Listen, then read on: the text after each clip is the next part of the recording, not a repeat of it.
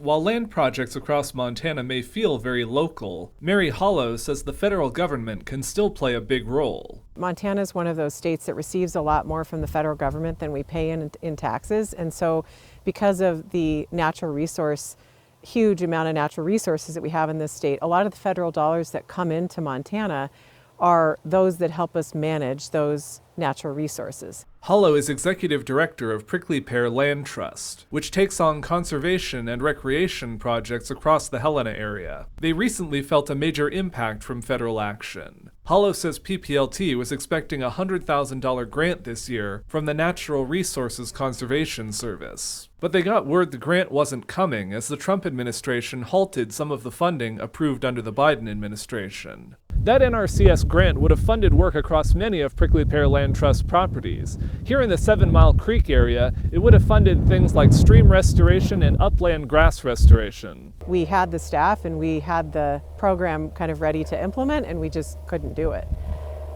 So we had to pivot, and we were able to, but certainly for Prickly Pear and for every organization or business, what that means is that you have to raise the extra money that you lost somewhere else, or you just don't do the work. Federal actions also affected PPLT's work on trails. Hollow says in places like Helena's South Hills, they work closely with the U.S. Forest Service on trail maintenance. And when the agency made job reductions this year, that left them without much of that federal help. Prickly Pear pivoted some of our team to do some of that work, but that's not a sustainable solution for the land trust or for the community. In Helena, Jonathan Amberian, MTN News.